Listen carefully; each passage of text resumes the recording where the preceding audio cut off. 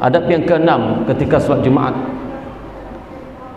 melebih-lebih pada menyuci badan dengan menghilangkan bau yang busuk pada badan dan menghilangkan camar-camar pada badan. Disunatkan kita ya, kalau mandi itu menghilangkan bau-bau badan. Jangan datang ke masjid dalam keadaan badan berbau satu ya. Orang duduk sebelah kita pun tak tahan, tapi diam-diam sejak dia. Sebenarnya badan sebelah, ya Allah baunya, tapi dia diam-diam, takut nanti kalau tegur kicik hati.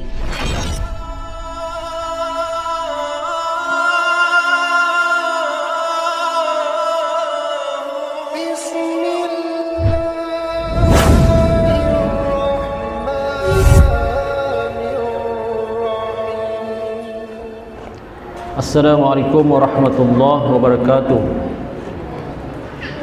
Alhamdulillah, nahmaduhu wa nasta'inuhu wa nastaghfiruh wa na'udzu billahi min sururi anfusina wa min sayyiati a'malina. May yahdihillahu fala mudilla lahu wa may yudlilhu fala hadiya lahu. Asyhadu an la ilaha illallah wahdahu la syarika lahu wa asyhadu anna Muhammadan abduhu wa rasuluh. Allahumma salli wa sallim ala sayyidina wa nabiyyina Muhammad wa ala alihi wa sahbihi ajma'in. Rabbi syrah li sadri wa yassir li amri wahlul 'uqdatam min lisani yafqahu qawli. Subhanaka la 'ilma lana illa ma 'allamtana innaka antal 'alimul hakim. La haula wa la quwwata illa billahil 'aliyyil 'azim. Amma ba'd. Alhamdulillah, syukur kita kepada Allah Subhanahu wa taala kerana dengan izinnya, dengan limpah dan kurnianya, maka pada malam ini sekali lagi kita bertemu dalam siri-siri kuliah Maghrib, iaitu di antara Maghrib dan Isyak. Moga-moga kita dapat manfaat bersama. Allah Subhanahu wa taala berfirman dalam Al-Quran, yarfa'illahu alladhina amanu minkum walladhina utul ilma darajat. Maksudnya mengangkat Allah Ta'ala akan mereka yang percaya dengan Allah Ta'ala daripada kamu, dan mereka yang diberi akan dia ilmu akan beberapa pangkat yang tinggi. Kemudian Allah berfirman lagi dalam Al-Quran, innama yakhshallaha min ibadihil ulama. Hanya yang takut akan Allah itu daripada hambanya ialah para alim ulama. Kemudian sabda Nabi Muhammad sallallahu alaihi wasallam, innal malaikah la tad'u ajnihataha li talibil ilmi riddan bima yasna'u. Maksudnya bahawasanya malaikat merendahkan akan segala sayapnya bagi orang yang menuntut ilmu, kerana sangat suka ia dengan perbuatannya itu. Jadi tuan-tuan sekalian, malaikat sangat suka kepada orang yang belajar ilmu. Malaikat sangat suka ya. Malaikat sangat suka, dia akan datang di majlis ilmu, kemudian dia merendahkan sayapnya. Kemudian sabda Nabi Muhammad sallallahu alaihi wasallam, talibul ilmi takaffalallahu ta'ala lahu birizqihi. Maksudnya orang yang menuntut ilmu itu mengakui Allah Ta'ala baginya dengan rezekinya.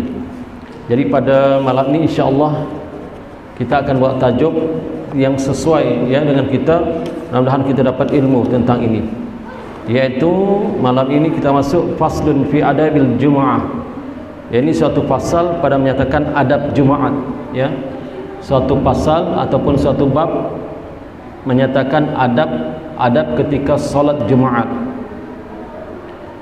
Kata Imam Al-Ghazali rahimahullah ta'ala, i'lam annal Jum'ah aidun min a'yadul mu'minin wa huwa yawmun syarifun qad qasallahu azza wa jal bihi hadhil ummah wa fihi sa'atun muhimmatun la yuwafiquha 'abdun muslimun yas'alullahu fiha hajatan illa a'tahu iyyaha. Maksudnya, ketahui olehmu bahwasanya hari Jumat itu satu hari raya daripada beberapa hari raya sekalian mukminin, yaitu hari yang mulia.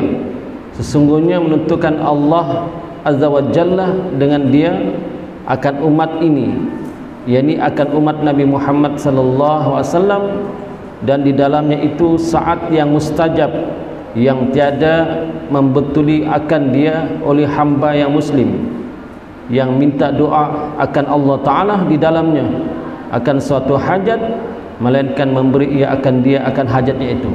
Kata Nabi, hari Jumaat ini adalah hari raya bagi umat Islam. Hari Jumaat adalah hari raya bagi umat Islam. Bermakna umat Islam ini akan berhari raya seminggu sekali. Bukan setakat Aidil Fitri, Aidil Adha, tidak, hari Jumaat. Kalau orang Nasrani dia akan hari raya hari Ahad, orang Kristian hari Ahad, kita hari Jumaat, ya. Setengah agama lain hari Sabtu, Yahudi hari Sabtu, tapi kita hari Jumaat. Kemudian kata Nabi, di hari Jumaat itu ada satu saat yang mana siapa yang berdoa memohon hajat kepada Allah, niscaya Allah kabulkan doanya dan hajatnya. Ada satu saat.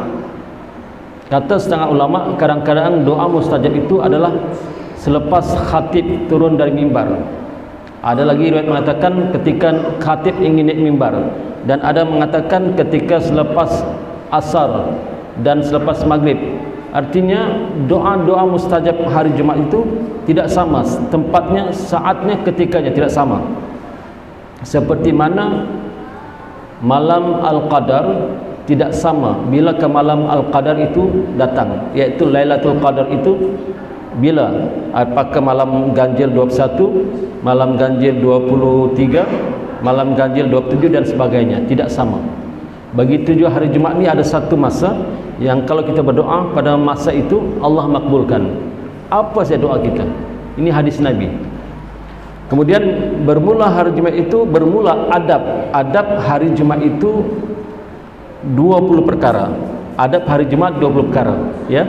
Ketika kita hendak salat Jumaat, ya, adabnya 20 perkara. Yang pertama, hendaklah engkau sediakan baginya pada hari Kamis dengan menyuci kain dan menyuci baju dan membanyakkan mengucap tasbih dan istighfar pada petang-petang hari Kamis itu, kerana waktu yang demikian itu menyamai fadilahnya akan waktu pada hari Jumaat. Katanya, kata ulama ini berdasarkan hadis Nabi, adab kita solat Jumaat itu ada 20 perkara. Yang pertama, hendaklah kita siapkan baju kita pada hari Kamis. Hari Kamis kita siapkan baju kita, baju untuk solat Jumaat. Contoh, kalau kita ingin solat Jumaat, maka baju apa kita pakai? Maka siapkanlah hari Kamis, seperti membasuh baju, membasuh kain, membasuh kopiah, maka hukumnya sunat, ya, hukumnya sunat. Yang kedua, adab yang kedua, sunat engkau puasa pada hari Jumaat.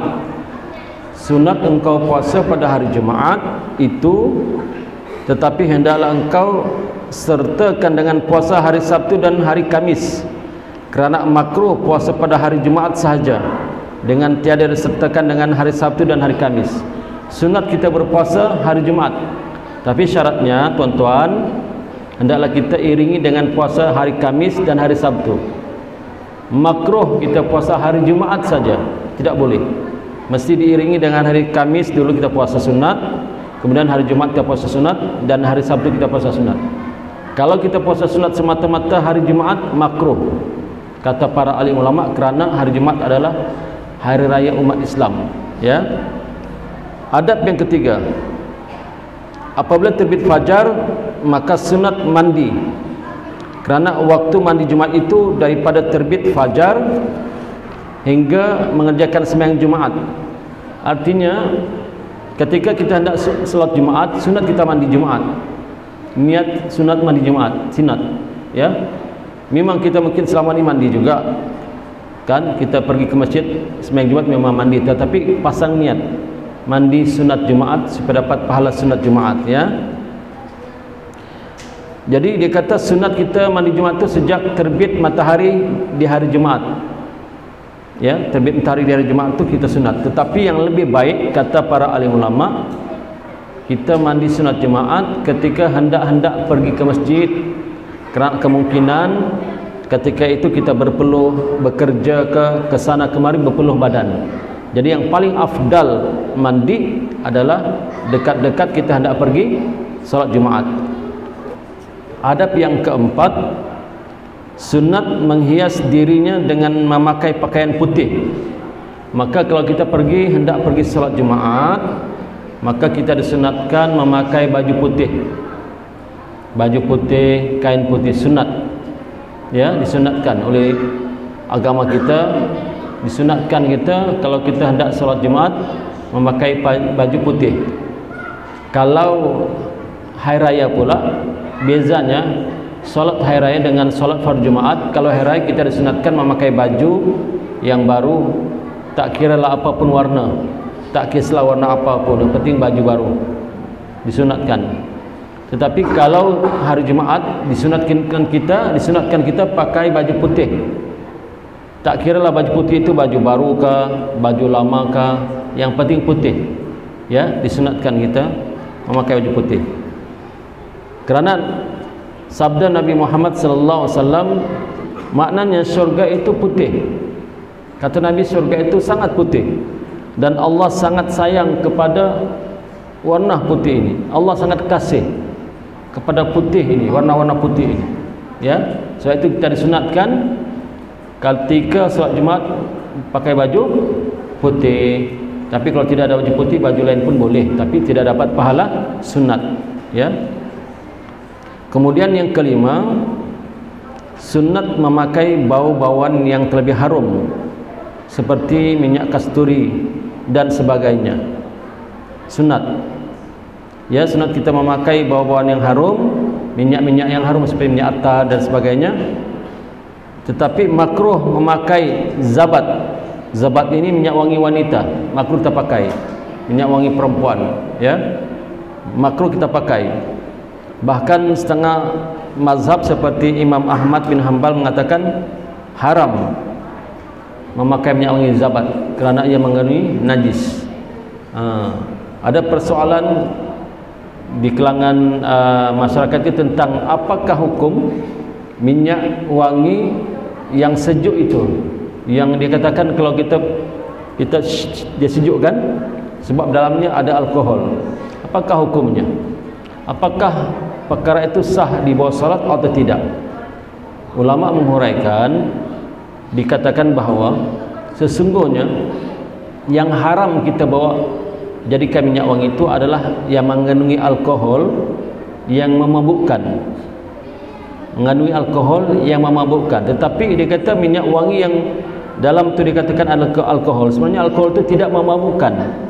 Dia tidak memabukkan tu. Kalau orang tu minum mati, bukan sekadar mabuk, mati.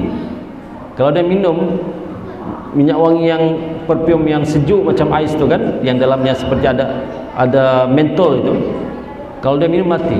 Jadi kata ulama itu dibenarkan, dibolehkan, sebab itu bukanlah arak, ya, yang memabukkan.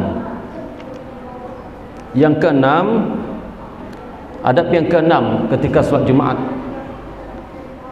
melebih-lebih pada menyuci badan dengan menghilangkan bau yang busuk pada badan dan menghilangkan camar-camar pada badan. Disunatkan kita, ya, kalau mandi itu menghilangkan bau-bau badan.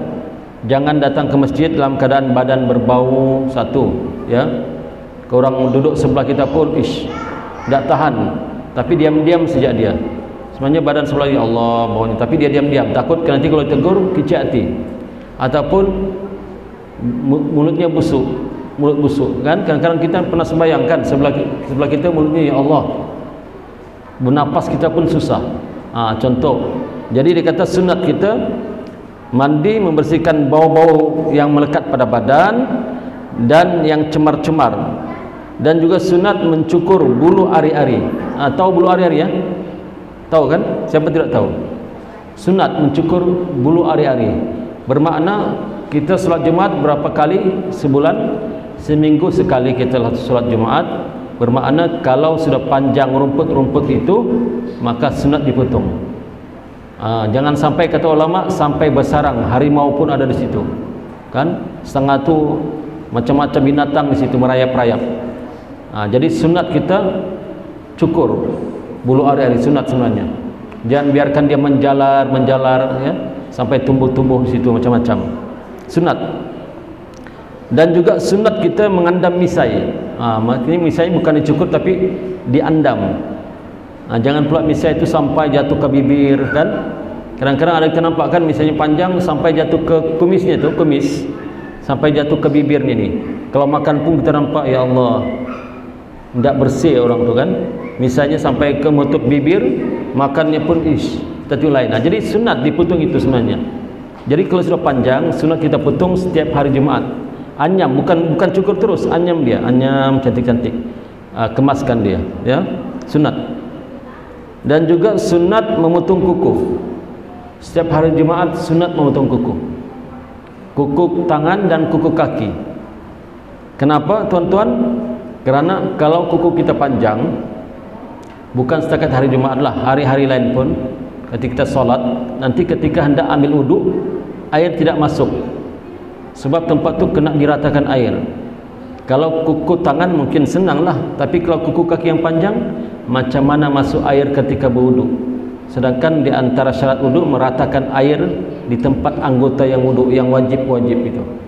Kalau tidak masuk air, tidak sah wuduk kita. Bila tidak sah wuduk, tidak sah sembahyang kita, ya. Bersugi, artinya sunat kita bersugi ataupun memberus gigi, masih bersih. Dan juga sunat, kata ulama ini, mencabut bulu ketiak, sunat. Sunat, kalau sudah panjang menjalar tu kan, sunat kita. Ini sebenarnya akhlak, ini adab, ini disiplin. Jangan sampai dah macam dawai gitu kan. Jadi kita sunat.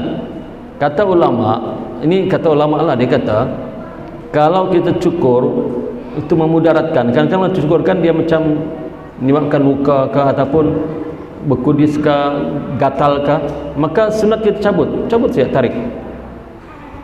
Sunat campur, dia kata macam bahan-bahan yang menyebabkan kalau ditarik tidak sakit. Begitulah, ya. Ini itu mengikut kaedah masing-masing. Kalau dia rasa dengan cukur tu lebih bagus, cukurlah. Tapi dia kata dengan cabut tu lebih bagus, cabutlah. Disunatkan. Cantiknya Islam ini. Sampai perkara yang kecil-kecil tuan-tuan, Nabi ajar pada kita. Sampai perkara yang kecil-kecil, bab bulu-bulu ini pun Nabi ajar. Islam ajar. Cantik Islam ni tuan-tuan, ya. Cantik sebab yang kecil-kecil pun diajar. Adab yang ketujuh, sunat berpagi-pagi pergi ke masjid yang tempat sembahyang Jumat itu, padahal ia berjalan dengan kelakuan yang tetap dan hadir hati. Hadir hati nanti hudurul qalbi ma'allah, aina makan. Hadir hati, ingat Allah dimanapun kita berada. Hadir hati ini maknanya hati kita sentiasa ingat Allah. Dalam perjalanan kita dari rumah ke masjid, hudur hati kita, ingat hati kita dengan Allah. Serta istiqamah, ya, ataupun tetap dengan zikir dan membaca Quran dan salawat atas Nabi sallallahu alaihi wasallam. Kerana sabda Nabi, ini bagus kita dengar. Ini di antara intipati kuliah malam ini, ya, internal. Ini bagus nih, satu ilmu. Hadisnya panjang, saya terus baca bahasa Melayunya. Sabda Nabi Muhammad sallallahu alaihi wasallam, barang siapa pergi ke masjid kerana sembahyang Jumaat, barang siapa pergi ke masjid kerana sembahyang Jumaat pada saat yang pertama, maka seolah-olah ia menyembelih korban seekor unta. Seolah-olah pahalanya dia menyembelih, ya, korban, menyembelih binatang korban seekor unta, pahalanya.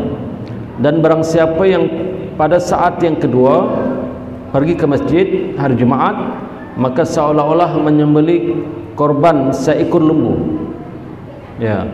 Kemudian dan barang siapa pergi pada saat yang ketiga, maka seolah-olah ia menyembelih korban seekor kambing biri-biri yang bertanduk. Dan barang siapa pergi pada saat yang keempat, maka seolah-olah menyembelih korban seekor ayam. Dan barang siapa yang pergi pada saat yang kelima, maka seolah-olah memberi hadiah seekor burung ciak. Burung ciak yang kecil itu, ya, kicau-kicau itu. Dan barang siapa yang pergi pada saat yang keenam, maka seolah-olah memberi hadiah satu biji telur. hadiahnya cuma 1 biji telur saja pahalanya kalau dia datang pada saat yang ke-6. Maka apabila keluar imam, maknanya apabila imam datang, apabila keluar imam, apabila imam datang ke masjid, maka dilipatlah oleh malaikat, suratan pembahagian pahala itu, dan diangkatlah kalam ni pen penulis, dan berhimpun segala malaikat pada sisi mimbar, dan malaikat pun berhimpun pada sisi mimbar, ya, padahal mendengar mereka itu akan khutbah Jumaat dan zikir. Jadi huraiannya begini tuan-tuan, kata ulama, hari Jumaat ini, ya, yang pertama dapat pahala yang pertama, yaitu saat yang pertama seperti pahala menyembelih korban seekor unta. Kata ulama, apa maksud saat yang pertama?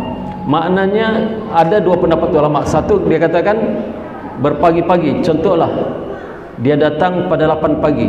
8 pagi itu saat yang pertama. 8 pagi dia sudah datang hadir ke masjid menunggu solat Jumaat. Jadi orang tak awalnya, memang orang dulu sebab mereka ni nak mengumpul pahala. Awal-awal pagi mereka sudah datang hari Jumaat, iktikaf terus. Lagi-lagi kalau bulan Ramadan lah, terus iktikaf 8 pagi. Kalau bulan Ramadan kan tidak ada sarapan, terus di masjid. Tetapi kalau bukan bulan Ramadan pun disunatkan juga datang awal, maka dapat pahala seperti menyembelih seekor unta pahalanya. Malaikat tulis orang yang paling awal datang dapat pahala. Kemudian yang kedua, yaitu sekitar pukul 9 dia datang pula, yaitu maka akan dapat pahala seperti menyembelih seekor lembu pahalanya. Besar tak pahala tu? Besar. Ini sebagai kiasan pahalanya tu. Kemudian datang pula dia ke saat yang ketiga. Yang ketiga yaitu seolah-olah dia menyembelih seekor kambing biri-biri yang bertanduk. Kambing biri-biri yang bertanduk ni biasanya kambing jantan lah, yang besar, ya, bertanduk. Itu pahalanya. Dan kalau dia datang pada saat yang keempat, yaitu sekitar pukul 11 ataupun pukul 10 lebih lagi tu, keempat lah, maka pada saat yang keempat itu seolah-olah dia menyembelih seekor ayam. Kemudian barang siapa yang pada saat yang kelima, sekitar pukul 11 lebih, maka seolah-olah dia memberi hadiah seekor burung ciak pahalanya. Burung ciak, burung yang kecil itu, burung ciak, ya, kena terdengar kecil, macam pipit itulah, kecil, itulah hadiahnya, pahalanya kecil. Dan barang siapa yang saat yang ke-6, yang terakhir, maka seolah-olah memberi hadiah seperti sebiji telur. Maknanya saat yang ke-6 ni dekat-dekat sudah khatib datang, dekat-dekat sudah pembaca khutbah datang. Sebab itu kata para alim ulama, disunatkan pembaca khutbah ini melambat-lambatkan datang ke masjid. Pembaca khutbah saja, makmum disunatkan datang awal. Makmum yang salat Jumaat disunatkan datang awal, tapi khatib disunatkan datang lewat. Kenapa tuan-tuan? Kenapa? Sebab kalau dia datang awal, ditutup sudah malaikat. Contohlah, salat Jumaat 12.20, dia datang pukul 11.30. Orang yang datang selepas 11.30 tu dah ada pahala sudah. Pahala catatan tadi malaikat sudah tutup. Sebab syaratnya apabila imam ataupun khatib sudah datang ingin membaca khutbah, maka malaikat pun menutup suratan pahala. Ditutup suratan pahala. Kitab yang tulis pahala ditutup. Nah, rugilah tuan-tuan. Sebab itu sunat hukumnya khatib-khatib yang ingin baca khutbah datang lambat-lambat sikit. Tapi bukan lambat sampai melambat terus, tidak. Pandai-pandailah agak-agak. Contoh kalau Jumaat 12.20, 12.10 minit atau 12.15 khatib datang. Sebab ketika itu malaikat tutup sudah. Pencatat menulis pahala itu tutup. Ini dalam kitab ditulis. Ini bukan direka-reka, tapi ditulis dalam kitab berdasarkan hadis Nabi Muhammad sallallahu alaihi wasallam. Ya. Yang terakhir datang itu, yang lambat datang itu, contohlah khatib sudah datang ke masjid, ya, ditutup sudah malaikat, dia pun datang, maka tidak dapat pahala yang ini. Dia cuma mungkin dapat pahala salat Jumaat, tetapi pahala yang tadi itu tidak dapat. walaupun seperti sebiji telur. Tidak dapat. Sebab itu makmum disunatkan datang awal. Ya. Kemudian apabila malaikat telah menutup catatan pahala itu, tutup kitab tulis pahala, kalam, pen pun diangkat, maka malaikat pun duduk sama-sama mendengar khutbah, tuan-tuan. Malaikat pun duduk sama-sama mendengar khutbah Jumaat dan mendengar zikir-zikir. Subhanallah. Ya, tapi kita ni tidak nampaklah. Kita tidak nampak sebab kita punya mata hati belum terbuka. Ya, kita tidak nampak. Ya, ini disebut dalam hadis Nabi Muhammad sallallahu alaihi wasallam, ya. Adab yang ke-8. Adab yang ke-8. Apabila masuk ke masjid, maka hendaklah menuntut saf yang pertama. Adab hari Jumaat, apabila kita datang ke masjid, hendaklah kita terus ke saf yang pertama, supaya tidak ada orang yang melangkah-langkah. Jangan duduk di belakang menyandar-nyandar, tidak. Sunat. Orang yang ada belajar dia faham, dia sunat ke depan. Sebab makin depan makin banyak pahala, makin depan bukan makin banyak pahala, makin belakang makin sikit pahala. Apa tujuan kita sembahyang? Apa tujuan kita beribadah dan apa tujuan kita ke masjid? Untuk mendapatkan pahala. Apa salahnya kita lipat gandakan pahala kita duduk depan? Sebab duduk depan di saf yang pertama ni banyak kelebihannya. Dalam satu riwayat hadis Nabi yang lain kata Nabi, kalaulah manusia itu tahu, ya, kaum muslimin itu tahu kelebihan orang yang berada di saf yang pertama, niscaya mereka akan berebut-rebut dengan mengambil undi. Berebut-rebut dengan mengambil undi kalau mereka tahu kelebihan duduk di saf yang pertama. Tapi hakikatnya sekarang, tuan-tuan, kita nampak di mana-mana masjid main tolak-tolak. Contoh, ini kata ulama, di depan ada kosong, kita di belakang. Datang orang kita pun silakan, sila ke depan. Hukumnya makruh kata ulama. Hukumnya kita menyuruh orang ke depan makruh. Contoh, saya di belakang, saya suruh orang ke depan makruh, kerana yang disunatkan ke depan kita. Kita jangan suruh orang, kita sendiri yang ke depan. Tidak, silakan tuan, sila ke depan, sila. Tapi dia tidak mau ke depan, maka hukumnya makruh. Makruh menyuruh orang ke depan sedangkan kita tidak ke depan. Jadi kalau sudah nampak kosong depan, cepat-cepat ke depan. Tidak payah suruh, silakan tuan, sila. Jangan. Makruh hukumnya. Yang dibenarkan kita sila tuan itu adalah pada bab makanan. Makanan sudah dihidang, itu kita kata sila tuan. Tapi hakikatnya kalau makanan tidak pula sila tuan, kita yang ngap dulu kalau makanan. Makanan sudah depan sedap-sedap, ayam gorengnya apa semua kan. Adakah kita sila tuan? Masih kita tidak mau, nanti habis. Kita ngap dulu. Tetapi itu boleh. Tetapi dalam bab sembahyang makruh kita kata sila tuan, duduk di saf ke depan tuan, sila ke depan, tolak, makruh. Sebab yang sepatutnya ke depan tu kita yang nampak saf kosong di depan, kita terus masuk. Jangan suruh orang begitu. Tidak boleh kita suruh orang masuk sedangkan kita tidak masuk. Ya, itu makruh. Kemudian adab yang ke-9. Adab ni ada 20 tadi kita sudah belajar. Ada 20 adab, tapi mungkin malam ni tak sempat kita habiskan sampai 20 kerana masa tidak mencukupi. Kita baca sikit lagi sampai dekat-dekat isyak, nanti kita berhenti, ya.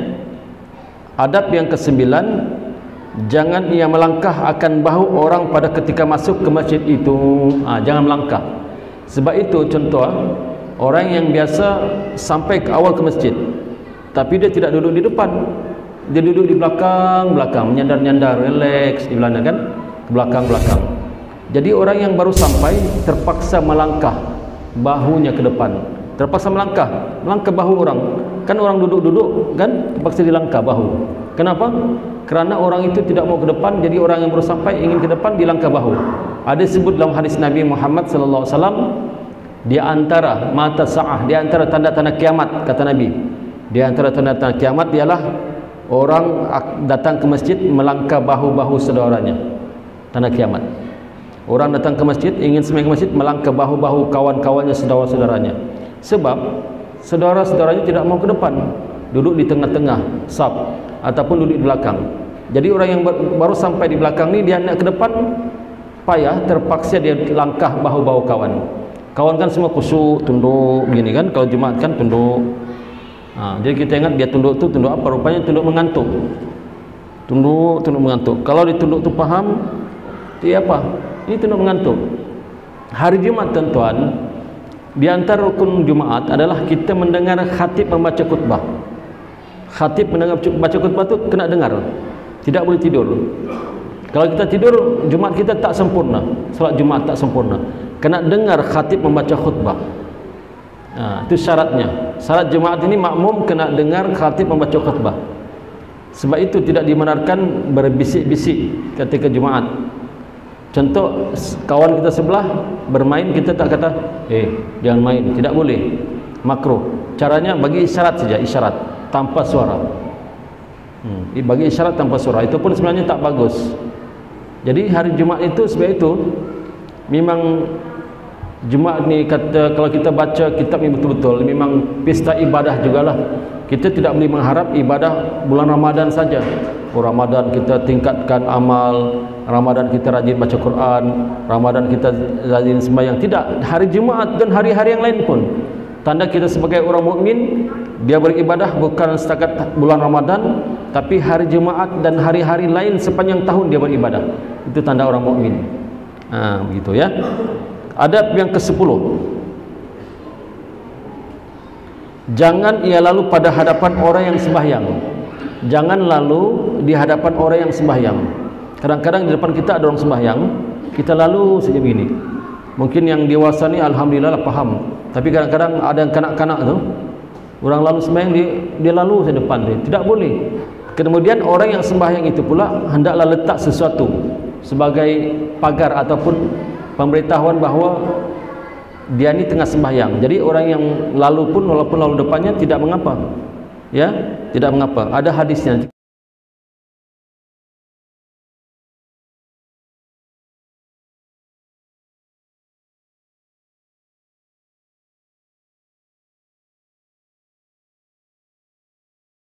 Hadis tu dia katakan, hadis tu letaklah apa-apa di depan ni. Contoh kita sembahyang, letak apa-apa di depan kita. Contoh macam ini, letak. Jadi kalau orang lalu pun ini sebagai pagar menghalang yang kita ni sembahyang. Dia tidak apa-apa. Ya, sebab kita takut orang yang lalu di depan orang sembahyang ni bahaya ya. Sebab kenapa? Orang itu tengah sujud menyembah Allah, kita kata orang sambil lewa melalui depannya, itu tak boleh ya. Kecuali pula, tapi pula orang yang sembahyang tu janganlah pula dia sembahyang memilih tempat orang lalu lalang, pun salah juga. Kadang-kadang dia sembahyang dipilih dekat pintu orang mau keluar, ini tidak boleh juga. Jadi dia kena faham, dia jangan sembahyang di tempat orang lalu lalang. Contoh, selesai hari Jumaat, ini banyak ternampak ni di mana-mana masjid. Selesai hari Jumaat, selesai sudah sembahyang Jumaat, dia sembahyang sunat ya, selepas Jumaat dia sembahyang sunat, dia sembahyang ngam-ngam di tempat orang lalu. Itu tak boleh, itu salah. Dia sembahyang ngam-ngam tempat orang lalu, tidak boleh, salah niat itu. Itu tempat laluan. Dan sepatutnya kalau dia sembahyang ngam-ngam di tempat lalu lalang, hendaklah dia bagi sesuatu tanda bahawa, sebagai contoh kata alim ulama, taruhlah apa-apa benda di situ. Bahkan kalau di zaman sahabat tu diguris, tanah tu diguris pakai panah atau pedang, ataupun panah tu dicecap, ditancap panah. Panah ditancap sebagai tanda bahawa dia itu sembahyang. Jadi kalau orang lalu pun tidak mengapa. Tapi kalau muzik ni kita tancap pakai rusaklah muzik ni kan. Jadi bagi satu tanda, serban pun boleh, serban letak depan tu sebagai tanda. Jadi kalau orang lalu pun depan tidak mengapa, ya. Okey lagi ya. Adab yang ke-11. Sunat ia duduk dekat diwal. Diwal ni bahasa dulu. Sunat ia duduk dekat dinding atau dekat tiang. Maka jikalau tiada mudah akan yang demikian itu, maka sunat ditaruhkan pada hadapannya itu suatu yang menegahkan akan orang yang lalu pada hadapannya. Ini maksudnya tadilah. Contoh, kalau dia sembahyang, ya, bukan baru sampai ni. Kalau dia sembahyang, sunat dia mencari dinding-dinding yang kalau orang lalu pun tidak apa. Contoh macam itu, sunat. Ya, yang orang lalu pun tidak mengapa. Sunat dia mencari dinding-dinding, tiang-tiang. Kan kalau di setengah masjid itu ada tiang besar, di situ dia sembahyang di depan, di belakang tiang itu. Sunat. Yang terakhir lah, terakhir sekali. Yang ke-12, jangan duduk dalam masjid hingga engkau sembahyang tahiyatul masjid. Ini adab yang ke-12, jangan kita masuk masjid, jangan duduk. Masuk masjid, jangan duduk dulu. Hendak disunatkan kita solat tahiyatul masjid. Ya, disunatkan kita tahiyatul masjid. Dan memadalah tahiyatul masjid itu dengan 2 rakaat. Dan jangan engkau tinggalkan akan sembahyang tahiyatul masjid itu. Dan jikalau pada ketika khatib membaca khutbah sekalipun, kita masuk untuk salat Jumat ke masjid, tiba-tiba khatib tengah baca khutbah, sunat kita juga salat tahiyatul masjid. Ya, insyaallah. Jadi cukup setakat itu pada malam ini. Sampai ke adab yang ke-12, insyaallah kalau panjang umur kita akan sambung lagi minggu hadapan adab-adab Jumaat yang seterusnya. Ya, ada banyak lagi. Jadi yang benar itu datang daripada Allah SWT, yang salah dan silap itu datang daripada kelemahan hawa nafsu saya sendiri. Saya mohon ampun dan maaf jika tergurus kata, terkasar bahasa. Kita sudahi dengan membaca doa tasbih kifarah dan suratul Asr. Bismillahirrahmanirrahim. Subhanakallahumma bihamdika asyhadu an la ilaha illa anta astaghfiruka wal 'asri innal insana lafi khusr. Assalamualaikum warahmatullahi wabarakatuh.